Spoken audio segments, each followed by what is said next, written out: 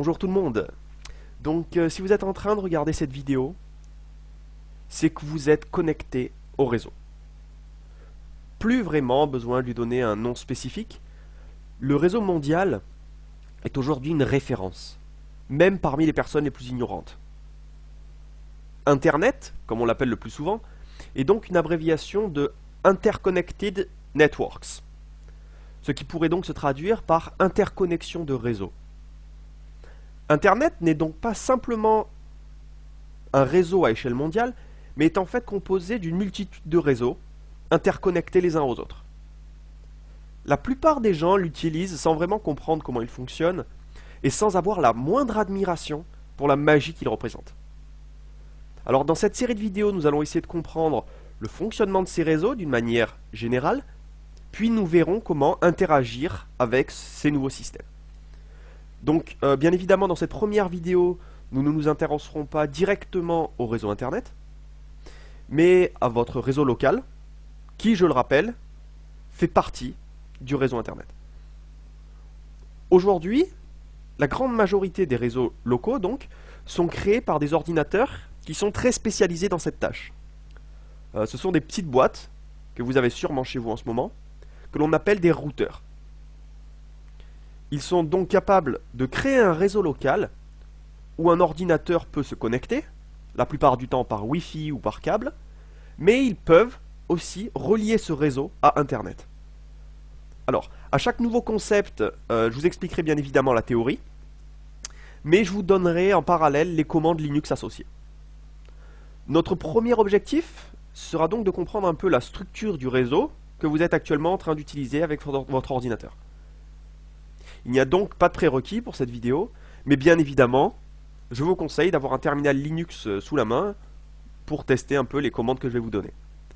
Alors, voilà, même si ici j'utiliserai certaines commandes Linux, sachez que la plupart des concepts que je vais présenter sont exactement les mêmes, quel que soit votre matériel et quel que soit votre système d'exploitation.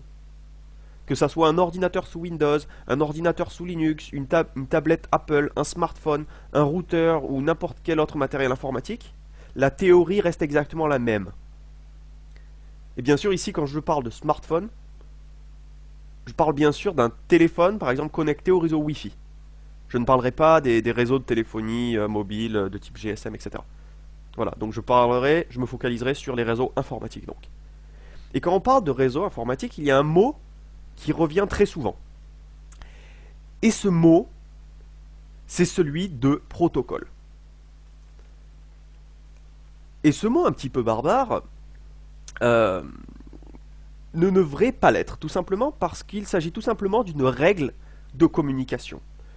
Ou plutôt une règle très stricte de communication. En fait, je vais essayer de vous donner une règle de communication que nous utilisons tous régulièrement. Par exemple, lorsqu'un être humain téléphone à un autre, il y a un protocole de communication qui doit être respecté. Alors vous le faites sûrement instinctivement, mais je vais essayer un peu de vous le décrire. La personne qui reçoit l'appel doit d'abord, bien évidemment, décrocher le téléphone, puis faire comprendre à son interlocuteur qu'il est prêt à recevoir des informations. Pour ce faire, la plupart des gens disent simplement « Allô ». L'émetteur de l'appel, lui, envoie donc un allô pour faire comprendre qu'il a bien reçu le allô de son interlocuteur. La communication est donc établie et l'échange d'informations peut commencer. D'ailleurs, vous pouvez essayer, la prochaine fois que quelqu'un vous téléphone, décrochez le téléphone, mais ne dites absolument rien. À ce moment-là, le protocole de communication n'est plus respecté, puisque vous êtes censé parler en premier. Et l'émetteur de l'appel pourrait bien évidemment être la victime d'une erreur critique, ce qui l'obligera bien évidemment à rebooter son cerveau. Alors, bien sûr, vous l'avez compris, l'être humain peut se permettre d'être flexible. Et certaines personnes peuvent, aussi bizarre que ça puisse être, peuvent tout simplement ne pas cracher. Et oui. Donc, en tout cas, ce n'est pas le cas dans une communication entre deux machines. La communication doit être établie de manière parfaite pour qu'un échange ait lieu. C'est pourquoi le mot protocole est très important en informatique, même s'il n'en a bien évidemment pas le monopole. Donc, je vais commencer par vous parler du protocole, le plus fondamental des réseaux informatiques, dont vous avez sûrement entendu parler, c'est le protocole IP. Alors IP, c'est donc l'abréviation de Internet Protocol. Et pour ceux qui n'ont pas la chance d'être bilingues, on pourrait traduire ça par protocole Internet. Donc bon. Donc une machine qui respecte ce protocole IP doit disposer d'une adresse IP. Donc une machine doit avoir une adresse IP si elle veut respecter le protocole IP. Mais qu'est-ce que c'est qu'une adresse IP? Traditionnellement, une adresse IP se représente avec 4 nombres de 0 jusqu'à 255, chacun étant séparé d'un autre par un point. Alors voilà, je vais vous donner quelques exemples. Voilà quelques exemples d'adresse IP. 0.0.0.0, c'est une adresse IP. Un autre exemple d'adresse IP, par exemple 1.2.3.4. Et 255.255.255.255.255. Voilà. Ici, vous avez des adresses IP. Et bien évidemment, ça peut être des nombres aléatoires choisis entre 0 et 255. Par exemple, 15, 21, 84 et 121. Voilà. Voilà donc 4 exemples d'adresses IP. La plus petite étant 4.0 et la plus grande étant 4.255. Voilà, etc. Donc il existe beaucoup d'adresses IP différentes. Voilà. Et toute machine qui appartient à un réseau doit disposer d'une adresse IP pour être capable de communiquer avec ce protocole. Ensuite, pourquoi utiliser le mot adresse IP et pas numéro IP? Ben, tout simplement, c'est parce que cette adresse doit identifier de manière unique une machine sur le réseau. Dans un réseau très simple, comme dans le cas de votre réseau local, chaque machine doit avoir une adresse IP qui permet de l'identifier donc de manière unique. Il n'y a donc pas 2 machines qui auront la même IP sur votre réseau local. Et pourquoi donc le mot adresse? Tout simplement parce que vous faites référence par exemple à votre adresse personnelle, votre localisation géographique, vous vous rendez bien compte que cette localisation doit être unique. C'est-à-dire qu'il ne peut pas y avoir plusieurs possibilités pour la même adresse. Sinon, vous ne recevriez qu'un message sur 2, tout simplement. Donc, on va passer un petit peu à la pratique et on va voir comment trouver l'IP correspondante à votre machine. Donc, bien évidemment, on va commencer par lancer un terminal. Et donc, pour connaître l'adresse IP de votre machine que vous êtes actuellement en train d'utiliser, il suffit de taper dans un terminal Linux la commande ifconfig. Donc, je le tape ifconfig, je valide. Et là, c'est le drame. Et oui, parce que c'est toujours le cas, en gros, dans la pratique. C'est toujours plus complexe que la théorie. Il n'y a pas qu'une simple adresse IP ici, mais il y a plein de trucs louches qui s'affichent. Donc on va essayer un peu de comprendre ce qui s'affiche, tout simplement. Donc, suivant votre machine, vous pouvez bien sûr avoir quelque chose de différent, mais ce que j'ai ici est quelque chose d'assez standard, donc vous pouvez retrouver la même chose. Dans tous les cas, je vais vous expliquer comment comprendre cette syntaxe, et donc comment comprendre votre machine, comment est structurée votre machine. Donc, en gros, l'affichage, ici vous le voyez, est séparé en plusieurs sections. Ici j'en ai 3. Celle-là, celle-là, et celle-là. Ok? Donc, un ordinateur peut avoir plusieurs sections. Chaque section est une interface réseau. En fait, le ETH que vous avez ici correspond à une carte réseau qui est filaire, c'est-à-dire qui se connecte par câble Ethernet, ou RJ45 pour les intimes. Donc, ici, le ETH correspond donc à un réseau filaire. Ici, vous avez WLAN, qui correspond à Wireless LAN, LAN Local Area Network. Enfin, vous avez peut-être déjà entendu ce terme. Donc, ici, vous comprenez bien que WLAN correspond tout simplement à une carte réseau sans fil. Et ensuite, ici, vous avez un hello qui correspond à une boucle locale de test. Pour l'instant, on ne va pas s'y intéresser. Voilà. Mais c'est pour faire des tests, tout simplement. Donc, on va faire une petite expression régulière, tant qu'à faire. Puisque mon but, c'est tout simplement de colorier les adresses IP.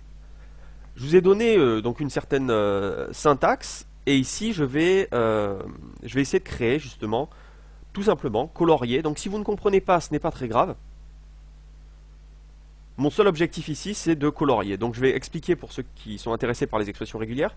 Donc mon objectif, c'est de colorier, donc avec Y, qui prend en charge les expressions régulières, donc de un chiffre, de 0 à 9, répété entre 1 et 3 fois, qui est ensuite suivi par un point. Bien évidemment, il faut mettre un anti-slash derrière, sinon ça sera considéré comme un point. Ce que je veux, c'est un caractère. Vous voyez ce que je veux dire? Si je mets un point, ça serait un caractère quelconque. Et si je mets un anti-slash point, ça voudra dire un véritable point. Ok. Donc cette séquence sera répétée 3 fois. Et il sera suivi par la même chose, c'est-à-dire de 0 à 9. Et répété 1 à 3 fois. Voilà. Donc, ici, vous avez donc une expression régulière qui permet de colorier les IP. Alors, bien évidemment, il aurait aussi détecté 999.999.999.999, et bien évidemment, ce n'est pas une adresse IP. Mais bon, ça, on l'aurait très rapidement vu. Ok. Donc, voilà un peu la syntaxe. Maintenant, cette syntaxe ne me permet pas vraiment de définir quelle IP appartient à quoi. Donc, je vais rajouter ou une fin de ligne, ce qui me permet d'afficher toutes les lignes tout simplement. Et donc ici, alors c'est pas grave si vous ne comprenez pas cette ligne, il n'y a pas de problème. Mon objectif c'était simplement de colorier les IP.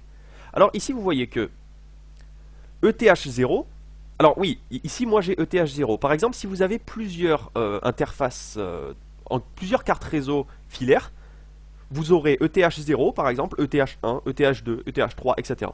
Voilà. Pareil bien évidemment pour WLAN 0. Voilà. Donc ici j'ai ETH0. Et ici vous voyez qu'il n'y a pas d'adresse IP, puisque rien n'est en rouge, vous voyez. Il n'y a tout simplement pas d'adresse IP. ETH0 n'a pas d'adresse IP.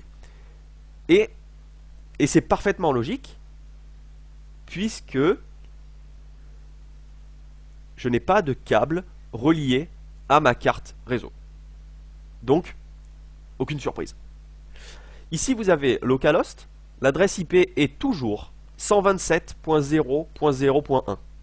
Ça veut dire que, si vous comprenez bien, lorsque vous rentrez en communication avec 127.0.0.1, vous communiquez donc avec vous-même.